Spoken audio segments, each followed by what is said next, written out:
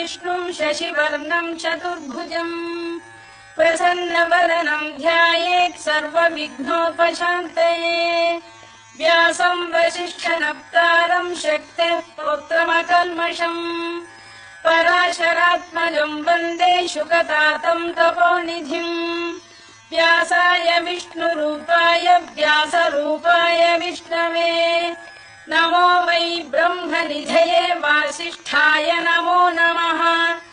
अविकाराय शुद्धाय नित्याय परमात्मने सदैकरूपरूपाय विष्णवे सर्वजिष्णवे यस्य स्मरणमात्रेण जन्म संसारबन्धनात् विमुच्यते नमस्तस्मै विष्णवे प्रभविष्णवे ॐ नमो विष्णवे प्रभविष्णवे श्रीवैशम्पायन उवाच श्रुत्वा धर्मानशेषेण पावनानि च सर्वशः युधिष्ठिरः शान्तनवम् पुनरेवाभ्यभाषत युधिष्ठिर उवाच किमेकम् दैवतम् लोके किम् वाप्येकम् परायणम् स्तुवन्तः कङ्कमर्चन्तः प्राप्नुयुर्मानवाः शुभम् को धर्मः सर्वधर्माणाम् भवतः परमो मतः किम् जपन्मुच्यते जन्तुर्जन्म संसारबन्धनात् श्रीभीष्म उवाच जगत्प्रभुम् देवदेवमनन्तम् पुरुषोत्तमम् स्तुवन्नाम सहस्रेण पुरुषः सततोत्थितः तमेव चार्चयन् नित्यम् भक्त्या पुरुषमव्ययम् ध्यायन् स्तुवन् नमस्यम् च यजमानस्तमेव च अनादिनिधनम् विष्णुम् सर्वलोकमहेश्वरम् लोकाध्यक्षम् स्तुवन् नित्यम् सर्वदुःखातिगो भवेत् ब्रह्मण्यम् सर्वधर्मज्ञम् लोकानाम् कीर्तिवर्धनम् लोकनाथम् मदद्भूतम् सर्वभूतभवोद्भवम् एष मे सर्वधर्माणाम् धर्मोऽधिकतमो मतः यद्भक्त्या पुण्डरीकाक्षम् स्तवैरर्चेन्नरः सदा परमं यो महत्तेजः परमं यो महत्तपः परमं यो महद्ब्रह्म परमं यः परायणम् पवित्राणाम् पवित्रं यो मङ्गलानाम् च मङ्गलम् दैवतम् देवतानाम् च भूतानाम् यो व्ययः यतः सर्वाणि भूतानि भवन्त्यादियुगागमे यस्मिंश्च प्रलयम् यान्ति पुनरेव युगक्षये तस्य लोकप्रधानस्य जगन्नाथस्य भूपते विष्णोर्नाम सहस्रम् मे शृणु पापभयापहम् यानि नामानि गौणानि विख्यातानि महात्मनः ऋषिभिः परिगीतानि तानि वक्ष्यामि भूतये ऋषिर्नाम्नाम् सहस्रस्य वेदव्यासो महामुनिः छन्दोऽनुष्टुप् तथा देवो भगवान् देवकीसुतः अमृताम् शुद्भवो बीजम् शक्तिर्देवकीनन्दनः त्रिसामाहृदयम् तस्य शान्त्यर्थे विनियुज्यते विष्णुम् जिष्णुम् महाविष्णुम् प्रभविष्णुम् महेश्वरम्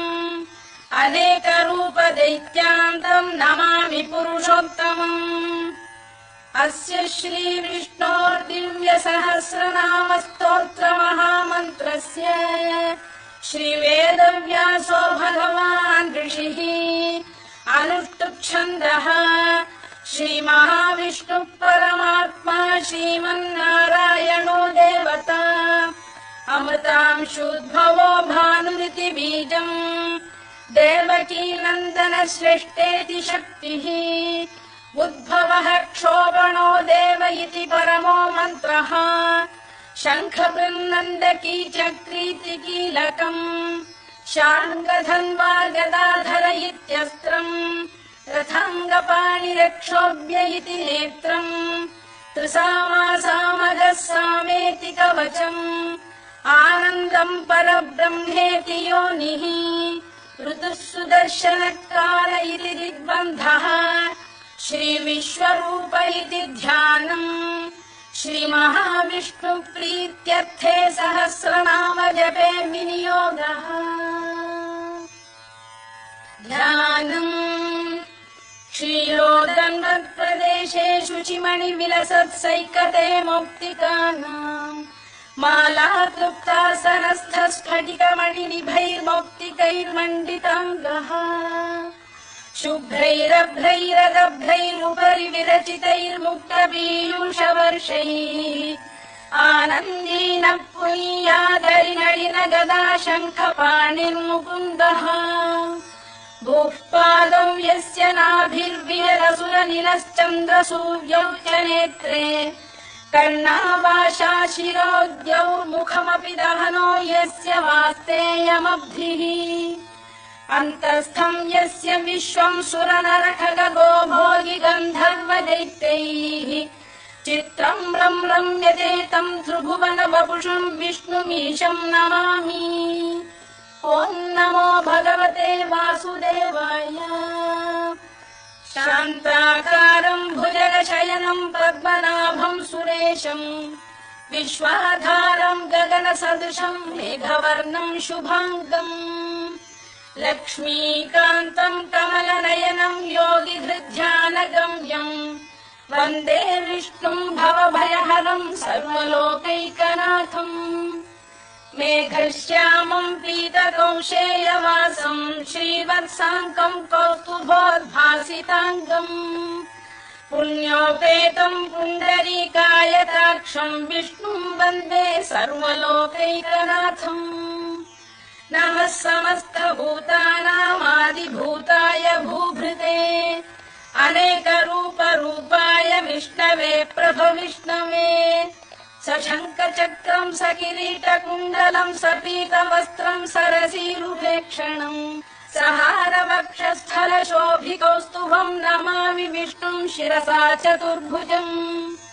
छायायां पारिजातस्य हेमसिंहासनोपरि आसीनमम्बुदश्याममायताक्षमलङ्कृतम् चन्द्राननं चतुर्बाहुं श्रीवत्साङ्कितवक्षसम् रुक्मिणी सत्यभामाभ्यां सहितं कृष्णमाश्रये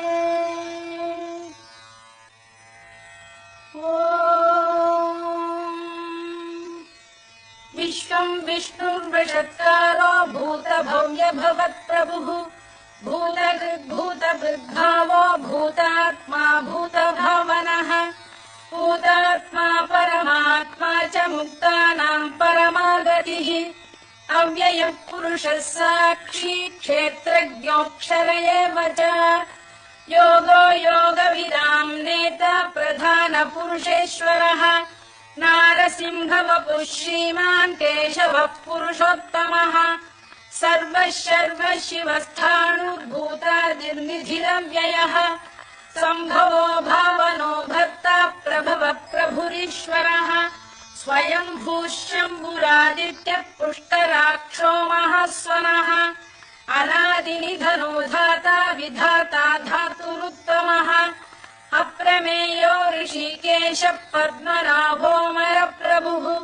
विश्वकर्मा मनुस्पष्टा स्थविष्ठस्थविरो ध्रुवः अग्राह्यः शाश्वतः कृष्णो लोहिताक्षप्रदर्दनः प्रभूतस्त्रिककुब्धाम पवित्रम् मङ्गलम् परम् ईशानः प्राणदः प्राणो ज्येष्ठः श्रेष्ठः प्रजापतिः हिरण्यगर्भो भूगर्भो माधवो मधुसूदनः ईश्वरो विक्रमी धन्वी मेधावी विक्रमक्रमः अनुत्तमो दुराधर्ष्य कृतज्ञकृतिरात्मवान् सुरेशः शरणं शर्म विश्वरेतः प्रजाभवः अधः संवत्सरो व्याय प्रत्ययः सर्वदर्शनः अजः सर्वेश्वरः सिद्धः सिद्धिः सर्वादिरच्युतः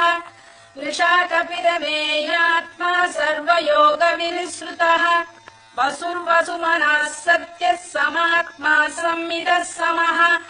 अमोघः पुण्डरीकाक्षो वृषकर्मा वृषाकृतिः रुद्रो बहुशिरा बभ्रुर्विश्वयोनिश्रुतिश्रवाः अमृतः शाश्वतस्थाणुर्वरारोहो महातपाः सर्वगः सर्वविद्भानुर्विश्वक्सेनो जनार्दनः वेदो वेदविदव्यङ्गो वेदाङ्गो वेदवित्कविः लोकाध्यक्षः सुराध्यक्षो धर्माध्यक्षकृताकृतः चतुरात्मा चतुर्व्यूहश्चतुर्दंष्टश्चतुर्भुजः भ्राजिष्णुर्भोजनम् भोक्ता सहिष्णुर्जगदादिजः अनघो विजयो जेता विश्वयोनिः पुनर्वसुः उपेन्द्रो वामनः प्रांशुरमोघः शुचिरूर्जितः अतीन्द्रः सङ्ग्रहः सर्गो धृतात्मा नियमो यमः वेद्यो वैद्यः सदा योगी वीरः माधवो मधुः अतीन्द्रियो महामायो महोत्साहो महाबलः महाबुद्धिर्महावीर्यो महाशक्तिर्महाद्युतिः अनिर्देश्य वपुः श्रीमान् अमेयात्मा महाधृधृत् महेश्वासो महीभर्ता श्रीनिवासः सताङ्गतिः अनिरुद्धः सुरानन्दो गोविन्दो गोविदाम्पतिः मरीचिर्दमनो हंसः सुपर्णो भुजगोत्तमः हिरण्यनाभः सुतपाः पद्मनाभः प्रजापतिः अमृत्युः सर्वदृक्सिंहः सन्धाता सन्धिमान् स्थिरः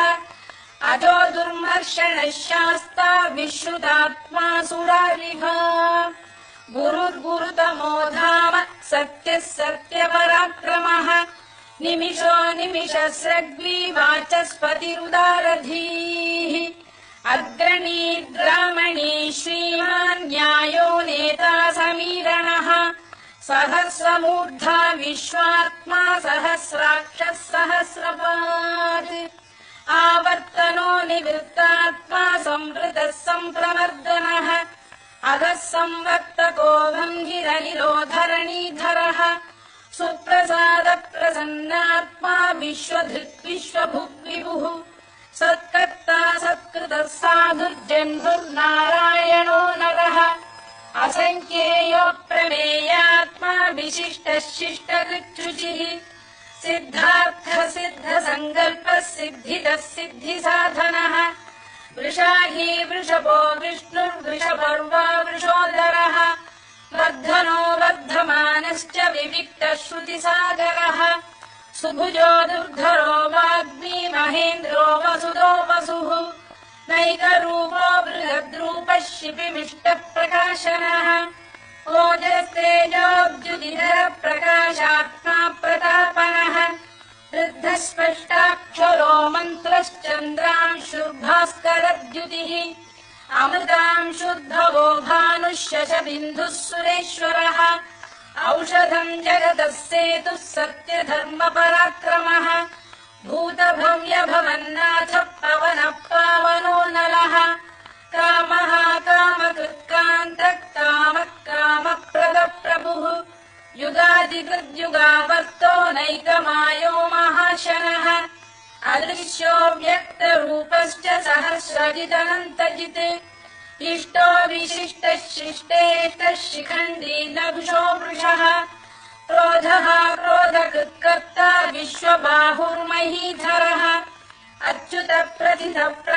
प्राणदो वासवानुजः अपां निधिरधिष्ठानमप्रमत्तः प्रतिष्ठितः स्कन्दधरो धुर्यो वरदो वायुवाहनः वासुदेवो बृहद्भानुरादिदेवः पुरन्दरः अशोकस्तारणस्तारः शूरः शौरिर्जनेश्वरः अनुकूलः शतावर्तः पद्मी पद्मनिभेक्षणः पद्मनाभोरविन्दाक्षः पद्मगर्भः शरीरभृत् महर्धिर्वृद्धो वृद्धात्मा महाक्षो गरुडध्वजः अतुलः शरभो भीमः समयज्ञो हविर्हरिः सर्वलक्षणलक्षण्यो लक्ष्मीवान् समितिञ्जयः विक्षरो रोहितो मार्गो हेतुर्दामोदरः सहः महीधरो महाभागो वेगवानमिताशनः उद्भवः क्षोभ श्रवणो देवः श्रीगर्भः परमेश्वरः करणम् कारणम् कर्ता विकर्ता गहनो गुहः व्यवसायो व्यवस्थानः संस्थानस्थानदो ध्रुवः परद्धिः परमस्पष्टस्तुष्टः पुष्टः शुभेक्षणः रामो विरामो विरतो मार्गो नेयो नयोनयः वीरः शक्तिमताम् श्रेष्ठो धर्मो धर्मविदुत्तमः वैकुण्ठः पुरुषः प्राणः प्राणदः प्रणवः पृथुः हिरण्यगर्भः शत्रुघ्नो व्याप्तो वायुरथोक्षजः ऋतुः सुदर्शनकारः परमेष्ठी परिग्रहः उग्रः संवत्सरो दक्षो विश्रामो विश्वदक्षिणः विस्तारस्थावरस्थाणुः प्रमाणम् बीजमव्ययम् अर्थोऽनर्थो महाकोशो महाभोगो महाधनः अनिर्विण्णस्थविष्ठो भूर्धर्मयूपो महामखः नक्षत्रनेमिर्नक्षत्री क्षमः क्षामः समीहनः यज्ञयुज्यो महेज्यश्च क्रतुः सत्रम् सदाम् गतिः सर्वदर्शी विमुक्तात्मा सर्वज्ञो ज्ञानमुत्तमम् सुव्रतः सुमुखः सूक्ष्मः सुघोषः सुखदः सुहृत्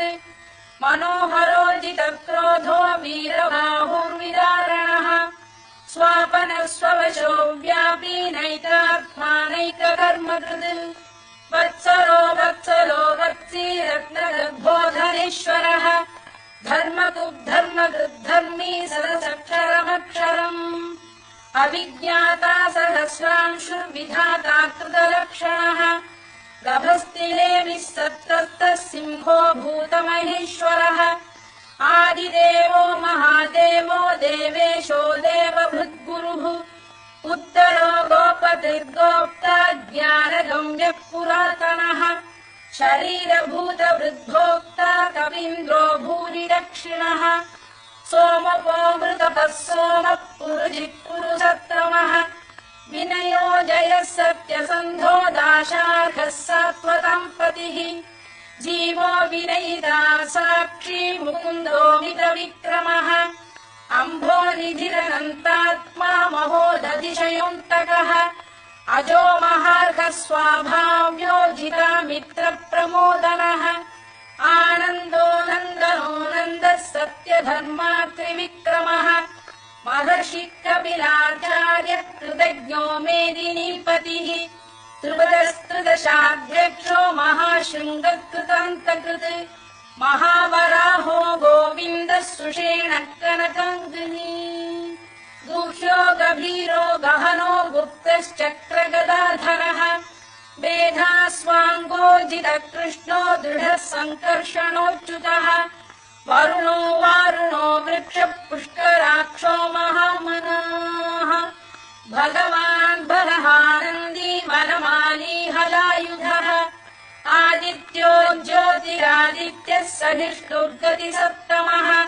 सुधन्वाखण्डपरशुर्दारुणो द्रविणप्रदः दिवस्पृक्सर्वदृक्व्यासो वाचस्पतिरयो निजः त्रिसामासामगः सामनिर्वाणम् भेषजम् भिषत् सन्न्यासकृच्छमः शान्तो निष्ठा शान्तिः परायणम् शुभाङ्गः शान्तिदः स्रष्टा कुमुदः कुवलेशयः गोहितो गोपतिर्गोप्ता वृषभाक्षो वृषप्रियः अनिवर्ती निवृत्तात्मा संक्षेप्ताक्षेमकृत् शिवः श्रीवत्सवक्षः श्रीवासः श्रीपतिः श्रीमताम्बरः श्रीरः श्रीशः श्रीनिवासः श्रीनिधिः श्रीविभावनः श्रीधरः श्रीकरः श्रेयः श्रीमान् लोकत्रयाश्रयः स्वक्षः स्वङ्गः शतानन्दो नन्दिर्ज्योतिर्गणेश्वरः विजितात्मा विधेयात्मा सत्कीर्तिश्छिन्न संशयः उदीर्णः सर्वतश्चक्षुरनीशः शाश्वतः स्थिरः भूषयो भूषणो भूतिर्विशोकः शोकनाशनः अर्चिष्मानर्चितः कुम्भो विशुद्धात्मा विशोधनः अनिरुद्धो प्रतिरथः प्रद्युम्नो मितविक्रमः कालनेमिनिः वीरः शौरिः शूरजनेश्वरः त्रिलोकात्मा त्रिलोकेशः केशवः केशिः हरिः कामदेवः कामपालः कामी कान्तकृतागमः अनिर्देश्यवपुर्विष्णुर्वीरोऽनन्तो धनञ्जयः ब्रह्मण्यो ब्रह्मकृद्ब्रह्मा ब्रह्म ब्रह्मविवर्धनः ब्रह्मविद्ब्राह्मणो ब्रह्मी ब्रह्मज्ञो ब्राह्मणप्रियः महाक्रमो महाकर्मा महातेजा महोरगः महाकतुर्महायज्वा महायज्ञो महाहविः स्तव्यस्तव प्रियस्तोत्रम् स्तुतिस्तोतारणप्रियः पूर्णः पूरयिता पुण्यः पुण्यकीर्तिरनामयः मनोजवस्तीर्थकरो वसुरेता वसुप्रदः वसुप्रदो वासुदेवो वसुर्वसुमनाहविः सद्गतिः सत्कृतिः सत्ता सद्भूतिः सत्परायणः शूरसेनो यदुश्रेष्ठः सन्निवासः सुयामुनः भूतावासो वासुदेवः सर्वासु निलयो नलः दर्पः दर्पदो दृप्तो दुर्धरोऽथा पराजितः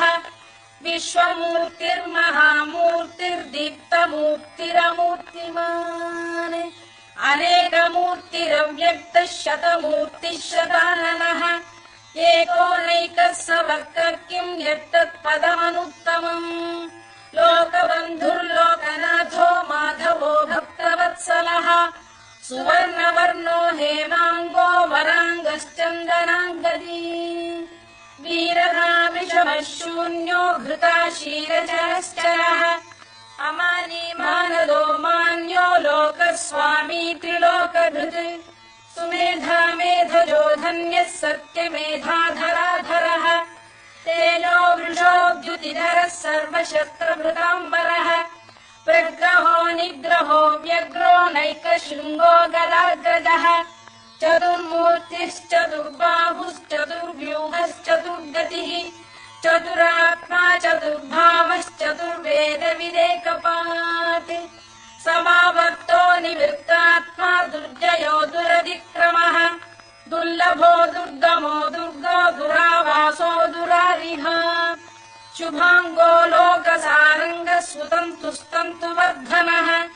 इन्द्रकर्मा महाकर्मा कृतकर्मा कृतागमः उद्भवः सुन्दरः सुन्दो रत्ननाभः सुलोचनः अर्को वाजसनः शृङ्गी जयन्तः सर्वविजयी सुवर्णबिन्दुरक्षोभ्यः सर्ववागीश्वरेश्वरः महाह्रदो महागर्तो महाभूतो महानिधिः कुमुदकुन्दर कुन्दपर्जन्यः पावनो निलः अमृताशोऽमृतवपुः सर्वज्ञः सर्वतोमुखः सुलभः सुव्रतः सिद्धः शत्रुजिच्छत्रुतापनः यग्रोधोदुम्बरोष्टश्चाणूरान्ध्रैषूदनः सहस्रार्चिः सप्तजिह्वः सप्तैधाः सप्तवाहनः अमूर्तिरनघोचिन्त्यो भयकृद्भयनाशनः अणुबृहत्कृशस्थूलो गुणभिर्निर्गुणो महान् अधृतस्वधृतस्वास्य प्राग्वंशो वंशवर्धनः भारभृत्कथितो योगी योगीशः सर्वकामदः आश्रमश्रमणः क्षामः सुपर्णो वायुवाहनः धनुर्धरो धनुर्वेदो दण्डो दमयिता दमः अपराजितः सर्वसहो नियन्ता नियमो यमः सत्त्ववान् सात्विकः सत्यः सत्यधर्मपरायणः अभिप्रायप्रियार्होरप्रियकृत्प्रीतिवर्धनः विहाय सगतिर्ज्योतिः सुरुचित्पुतभुग्विभुः रविर्विलोचनः सूर्यः सवितारविलोचनः अनन्तो हुतबुद्भोक्ता सुखदो नैकजोऽग्रजः अनिर्विण्णः सदामर्षी लोकाधिष्ठानमद्भुतः सनात्सनातनतमः कपिलः कपिरव्ययः स्वस्तिदः स्वस्तिकृत् स्वस्ति स्वस्तिभुक् स्वस्ति दक्षिणः अरौद्रः कुण्डली चक्री विक्रम्यूर्जितशासनः शब्दात् कार्तिकः शब्दसः शिशिरः शर्वरीकरः अक्रूरपेशलो दक्षो दक्षिणः क्षमिणाम्बरः विद्वत्तमो वीतभयः पुण्यश्रवणकीर्तनः उत्तारणो दुष्कृतिः पुण्यो दुःस्वप्ननाशनः वीरः रक्षणः सन्तो जीवनः पर्यवस्थितः अनन्तरूपोऽनन्तश्रीर्जितमन्युर्भयापहः चतुरश्रो गभीरात्मा विदिशो व्यादिशो दिशः अनादिर्भूर्भुवो लक्ष्मीः सुवीरो रुचिराङ्गदः जननो जनजन्मादिर्भीमो भीमपराक्रमः आधारनिलयो धाता पुष्पहासप्रजागरः ऊर्ध्वगः सत्पथाचार प्राणदः प्रणवप्रणः प्रमाणम् प्राणनिलय प्राणभृत्प्राणजीवनः तत्त्वम् तत्त्वविदेकात्मा जन्म मृत्युजरातिगः भूर्भुवः स्वस्तरुस्तारः सविता प्रपितामहः यज्ञो यज्ञपतिर्यज्वा यज्ञाङ्गो यज्ञवाहनः यज्ञभृद्यज्ञकृद्यज्ञी यज्ञभुग्यज्ञसाधनः यज्ञान्तकृद्यज्ञगुह्यमन्नमन्नाद एव च आत्मयोनिः स्वयम् जातो वैखानः सामगायनः देवकीनन्दनः स्रष्टा क्षितीशः पापनाशनः शङ्खबृन्नन्दकी चक्री शार्ङ्गधन्वा गदाधरः तथाङ्गपाणिरक्षोभ्यः सर्वप्रहरणायुधः सर्वप्रहरणायुधो नम इति परमाली गरीशाङ्गी शङ्खी चक्री च नन्दकी श्रीमान्नारायणो विष्णुर्वासुदेवोऽभिरक्षतु वनमाली गरीशाङ्गी शङ्खी चक्री च नन्दकी श्रीमान्नारायणो विष्णुर्वासुदेवोऽभिरक्षतु वनमाली गरीशाङ्गी शङ्खी चक्री च नन्दकी श्रीमान्नारायणो विष्णुर्वासुदेवोऽभिरक्षतु इतीदम् कीर्तनीयस्य केशवस्य महात्मनः नाम्नाम् सहस्रम् दिव्यानामशेषेण प्रकीर्तितम् य इदम् शृणुयात् नित्यम् यश्चापि परिकीर्तयेत् नाशुभम् प्राप्नुयात् किञ्चित् सोमुत्रेह च मानवः वेदान्तको ब्राह्मणः स्यात् क्षत्रियो विजयी भवेत् वैश्यो धनसमृद्धः स्यात् क्षुद्रः सुखमवाप्नुयात् धर्मार्थी प्राप्नुयात् धर्ममर्थार्थी चार्थमाप्नुयात् कामानवाप्नुयात् कामी प्रजार्थी चाप्नुयात् प्रजाम् भक्तिमान् यः सदोत्थाय शुचिस्तद्गतमानसः सहस्रम् वासुदेवस्य नाम्नामेतत्र कीर्तयेत् यशः प्राप्नोति विपुलम् याति प्राधान्यमेव च अचलाम् श्रियमाप्नोति श्रेयः प्राप्नोत्यनुत्तमम् न भयम् क्वचिदाप्नोति वीर्यम् तेजश्च विन्दति भवत्य रोगोद्युतिमान् बलरूपगुणान्वितः रोगार्तो मुच्यते रोगात् बद्धो मुच्येत बन्धनात् भयान्मुच्येत भीतस्तु मुच्येतापन्न आपदः दुर्गाण्यतितरत्याशु पुरुषः पुरुषोत्तमम् सुवन्नाम सहस्रेण नित्यम् भक्तिसमन्वितः वासुदेवाश्रयो मर्त्यो वासुदेवपरायणः सर्वपापविशुद्धात्मा याति ब्रह्म सनातनम् न वासुदेव भक्तानामशुभम् विद्यते क्वचित् जन्म मृत्युजरा व्याधि भयम् नैवोपजायते इमं स्तवमधीयानः श्रद्धा भक्तिसमन्वितः युज्येतात्मसुखक्षान्तिः श्रीधृतिस्मृतिकीर्तिभिः न क्रोधो न च मात्सर्यम् न लोभो न शुभामतिः भवन्ति कृतपुण्यानाम् भक्तानाम् पुरुषोत्तमे द्यौः स चन्द्रार्कनक्षत्राखम् दिशो भूर्महोदधिः वासुदेवस्य वीर्येण विधृतानि महात्मनः ससुरासुरगन्धर्वम् स यक्षोरगराक्षसम्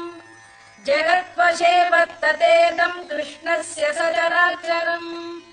इन्द्रियाणि मनो बुद्धिः सत्त्वम् तेजो बलम् धृतिः वासुदेवात्मकान्याहुः क्षेत्रम् क्षेत्रज्ञ एव च सर्वागमानामाचार प्रथमम् परिकल्पते आचार प्रभवो धर्मो धर्मस्य प्रभुरच्युतः ऋषयः पितरो देवा महाभूतानि धातवः जङ्गमा जङ्गमम् चेदम् जगन्नारायणोद्भवम् योगो ज्ञानम् तथा साङ्ख्यम् विद्या शिल्पादिकर्म च वेदाः शास्त्राणि विज्ञानमेतत् सर्वम् जनार्दनात् एको विष्णुर्महद्भूतम् पृथग्भूतान्यनेकशः त्रीलोकान् व्याप्य भूतात्मा भुङ्क्ते विश्वभुवव्ययः इमम् स्तवम् भगवतो विष्णोर्व्यासेन कीर्तितम् पठेद्य इच्छेत् पुरुषः श्रेयत् प्राप्तुम् सुखानि च विश्वेश्वरमजम् देवम् जगतः प्रभुमव्ययम् भजन्ति ये पुष्कराक्षम् न ते यान्ति पराभवम् न ते यान्ति पराभवम् ॐ नमः इति अर्जुनोवाच पद्मपत्रविशालाक्ष पद्मनाभसुरोत्तमा भक्तानामनुरक्तानाम् त्राता भव जनार्दन श्रीभगवानुवाच यो माम् नाम सहस्रेण स्तोतुमिच्छति पाण्डव सोऽहमेकेन श्लोकेन स्तुत एव न संशयः स्तुत एव न संशयो नम इति व्यास उवाच वासनाद्वासुदेवस्य वासितम् भुवनत्रयम् सर्वभूतनिवासोऽसि वासुदेव नमोऽस्तु ते वासुदेव नमोऽस्तु ॐ नम इति पार्वत्युवाच केनोपायेन लघुना विष्णोर्नाम सहस्रकम् पठ्यते पण्डितैर्नित्यम् श्रोतुमिच्छाम्यहम् प्रभो ईश्वर उवाच श्रीराम राम रामेति रमे रामे मनोरमे सहस्रनाम तत्तुल्यम् राम नाम वरानने श्रीराम राम रामेति रमे रामे मनोरमे सहस्रनाम तत्तुल्यम् राम नाम वरानने श्रीराम राम रामेति रमे रामे मनोरमे सहस्रनाम तत्तुल्यम् राम नाम वरानने राम नाम वरानन ॐ नम इति ब्रह्मोवाच नमोऽस्त्वनन्ताय सहस्रमूर्तये सहस्रपादाक्षि शिरोरुबाहवे सहस्रनाम्ने पुरुषाय शाश्वते सहस्रकोटियुगधारिणे नमः सहस्रकोटियुगधारिणे नमः ॐ नम इति सञ्जय उवाच यत्र योगेश्वर कृष्णो यत्र पार्थो धनुर्धरः तत्र श्रीर्विजयो भूतिर्ध्रुवानि निर्मतिर्मम श्रीभगवानुवाच अनन्याश्चिन्तयन्तो मां ये जनाः पर्युपासते तेषाम् नित्याभियुक्तानाम् योगक्षेमम् अहम्यहम् परित्राणाय साधूनाम् विनाशाय च दुष्कृताम् धर्म संस्थापनार्थाय सम्भवामि युगे युगे आर्ता विषण्णाः शिथिलाश्च भीता घोरेषु च व्याधिषु वर्तमानाः संकीर्त्य नारायण शब्दमात्रम् विमुक्त दुःखाः सुखिनो भवन्तु कायेन वाचा मनसेन्द्रियैर्वा बुद्ध्यात्मना वा प्रकृते स्वभावात् करोमि यद्यत् सकलम् परस्मै नारायणायेति समर्पयामि।